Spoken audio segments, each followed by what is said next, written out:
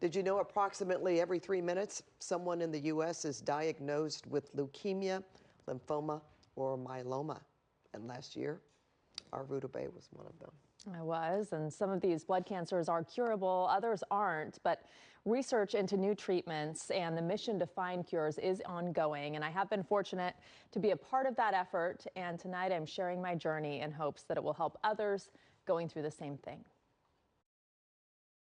You can see some down lines, and this is what it looks like driving through. I've spent 20 years telling other people's stories, reporting that's followed medical breakthroughs. How do you feel? I feel great. And led me to lots of hospital rooms. This is the baseline. This is what Joanna did before. But a year ago, I became the story. I am one of the estimated 80,000 Americans to be diagnosed with non-Hodgkin lymphoma this year. What started with a small, painless lump resulted in doctor appointments, ultrasound, CT scans, and bone marrow biopsies. I'm going to mark this little spot. The truth is, I knew nothing about follicular lymphoma when I was diagnosed.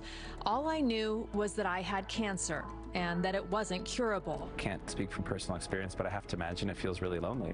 Even if people around you, your family or your friends, are being maximally supportive, there's something about having cancer and understanding what that's like that you can benefit from talking with somebody who has had a similar experience to you. After my own journey became public, another news anchor, and now a dear friend, reached out to me, providing guidance that only someone who has been through it can, which led me here to City of Hope and Dr. Alex Herrera. It's a big burden to bear to have any cancer, but to have a cancer that is going to be kind of a lifelong thing and then expect somebody to go back and just live their life, it's asking a lot. We made a plan to begin radiation therapy. So I just talked to Dr. Herrera and I got bad news. Only to discover days before that the cancer had spread and was now stage 3. Radiation was no longer in the cards as an effective treatment course. But there was another option. Immunotherapy has shown promising results, curing cancers once thought incurable. And that's really, it's wild. I mean, there are patients who come to my office now with some of these newer therapies, we can cure them. Whereas when I started my career, it was almost a guarantee that they would die. A clinical trial was about to open, a study to see if immunotherapy that had been used before when other treatments failed could finally be a cure. You know, historically over the years, because we haven't cured the lymphoma with treatment, we understand that treating it earlier hasn't changed the outcomes. Until maybe now. Now we have better treatments. We have treatments that engage, a patient's immune system to be able to fight the cancers. Could we completely get rid of the cancer? I was kind of like a guinea pig in a way. Don't use that word. But it's kind of true. In fact, I was fortunate to be the first person at City of Hope and among the first in the world to be treated with mosunetuzumab as a first-line treatment. On one side, it finds the cancer and globs onto the cancer. On the other side, it finds your immune cells, your T cells. Brings the T cells directly to the cancer to fight the lymphoma. So we've seen patients with very resistant lymphomas respond really well to these medications. It's kind of the next big thing. But hopefully what we're really ideally looking for is that we can completely eradicate patients' cancers and someday say that we're curing patients with follicular lymphoma. I waited several months for the trial to open and to make sure I met the qualifications. The first treatment resulted in an unexpected hospitalization when my immune system overreacted. After that, I went back weekly for infusions, then every 3 weeks, 10 rounds in all, working as much as I could in the mornings and then spending the evenings at the hospital for about 6 months.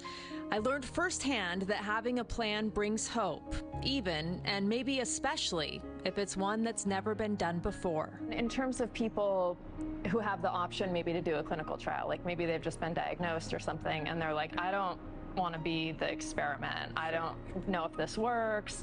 Why is it so important for people to volunteer to do these trials and do this research? Without clinical trials, we don't have standard therapies actually, right? So clinical trials are exactly what defines how we treat cancers and how we're always improving on what we have as a standard. There are no guarantees, just hope that this new treatment will give the more than 80,000 Americans who are diagnosed with non-Hodgkin lymphoma every year a new chance at life.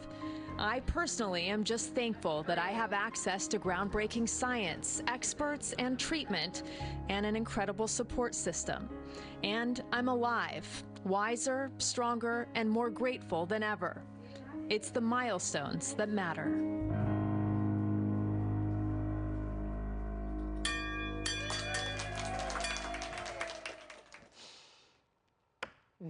And you show up here every day, and you have ever since your diagnosis. So you are a prime example of strength and bravery and courage. And thank you so much. Well, you know, we talked about it. Everyone's going through something. You know, maybe it's not cancer, but everyone's got something they're living with, that they're going through and they're struggling with in their private life that they don't bring to work with them. You know, Pat, and I know you are one of them. So, yeah, we talk and you about show up too a lot every of day things, but with a smile and gracious as ever. well, let's just say we're going to be here for each other. But Yeah. you're really sharing a lot with people and helping a lot of people. And I know you have more to talk about. Yes, yes. On Monday at 6:30, join me on our YouTube and our Facebook Live. I will be hosting a roundtable discussion titled "You Have Cancer, Diagnosis, Prognosis, and Hope." And I'll be joined by fellow TV journalist and cancer survivor Amanda Salas, Dr. Alex Herrera, who you just heard from City of Hope, and Sarah Clark from Blood Cancer United. And we're going to be discussing a range of topics related to blood cancer and take your questions live. You know, you were talking about how many people, Evelyn, of course, and I'm looking across at Mike Rogers, his mother. We all, Mike's mother, my mother, in the last year, Yeah. Rudabeh. So, and the fact that you show up every day with just the biggest smile and the best energy, and you never know. And just, you know, you would never, ever just, and it makes you realize how real it is, you know, because what you see on the outside, you don't know what's going on with anybody on the inside. So we commend you and we love you and we just respect that. Thank you. You're sharing your story with everybody. Thank you. And I'm so blessed to work with all of you. And you are very much my support system. So thank you so much. Oh, I'm sending you a hug from next weather sphere. We'll hug it out over here. I'm going to come walk over there right now, you guys. I'm sending you a huge hug, and I will be over there momentarily to give you one. And again, thank you, Rudabeh, for sharing your story. We all appreciate it so much, and we appreciate you so much.